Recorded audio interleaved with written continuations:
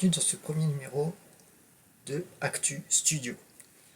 Donc pour ce premier numéro, j'ai décidé de rendre hommage à un film culte qui va fêter ses 50 ans cette année.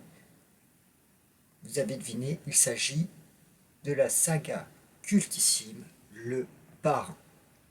Inspiré du roman Le Parrain, qui a été écrit par Mario Puzo en 1969, cette histoire réelle retrace la vie de la mafia, donc de la mafia américaine, et se voit jouer par Marlon Brando. Du moins pour le premier volet. Dans le Parrain 2, malheureusement, Vito Corleone disparaît pour laisser sa place à Michael. Suite à un litige d'ailleurs avec Paramount. Mais ce qu'il faut savoir, c'est que cette saga du Parrain étudie la mafia américaine avec deux générations. D'abord Michael Corleone, Vito Corleone, pardon, et Michael Corleone ensuite. L'occasion d'étudier ce milieu et ses traditions à travers trois époques différentes. Si on suit la rubrique Un œil sur le monde, dans cette rubrique, donc, je peux vous informer, après quelques recherches, que les lieux de tournage ont été trouvés. Pour le Parrain 1, nous avons pu retrouver deux lieux de tournage, à savoir Savoca et Forza d'Agro. Forza d'Agro, donc, qui se situe en Italie, tout comme Savoca, qui sont dans la province de Messaline. Pour le Parrain 2, qui sera donc purement américain, tout cela sera tourné au lac Tahoe. Par contre, le Parrain 3 se refera en Italie, dans la même région de ses origines, puisqu'on retournera à Forza d'Agro. Donc, nous verrons donc une transition américaine entre le premier et le second volet, avant d'avoir un retour aux origines. Phénomène que l'on retrouve dans la saga Crocodile Dundee. Pour son œuvre, Mario Puzo n'a pas hésité à s'inspirer de la véritable mafia,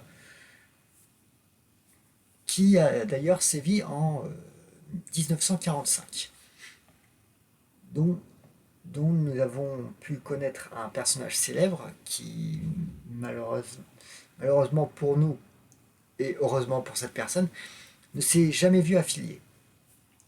Il s'agit nul autre que du célèbre artiste Frank Sinatra. Mario Puzo donc s'est inspiré de la véritable mafia et Francis Ford Coppola lui a choisi dans son œuvre de différencier les personnages par différents traits. Cela est donc son clin d'œil artistique. Donc la passion, la rigueur, enfin, chacun des personnages se voit affublé d'un trait de caractère qui va permettre de créer un panel autour des personnages. Alors, comme je le disais auparavant, Marlon Brando n'a pas joué dans Le Parrain 2 suite à un litige avec la société Paramount, qui d'ailleurs aurait eu un litige avec Coppola. Ce qui a sauvé la saga Le Parrain, d'ailleurs, suite à ce litige, c'est l'engouement du public envers la saga. Car Le Parrain 1 a eu un tel succès que Francis Ford Coppola n'a pas voulu décevoir les fans et a tourné la suite Le Parrain 2. Mais sans tout cela, il n'y aurait jamais eu de Parrain. De Niro va remplacer Marlon Brando dans Le Parrain 2 en étant le Don Corleone, car Marlon Brando ne souhaitera plus jouer dans un seul parrain suite à ce litige. C'est donc De Niro qui avait auditionné pour Don Corleone dans le premier, mais qui n'avait pas été retenu, qui va jouer le rôle de Don Corleone suite à un travail de reprise de mimique, de reprise de texte, et qui va donc reprendre ce même rôle. Désolé, j'ai un...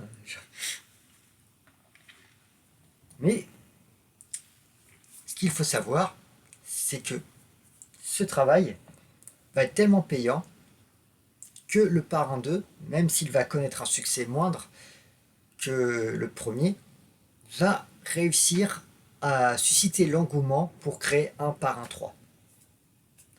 Et en 1990, le Parrain 3 verra le jour, mais ne suscitera pas le même enthousiasme, ce qui clôturera la saga.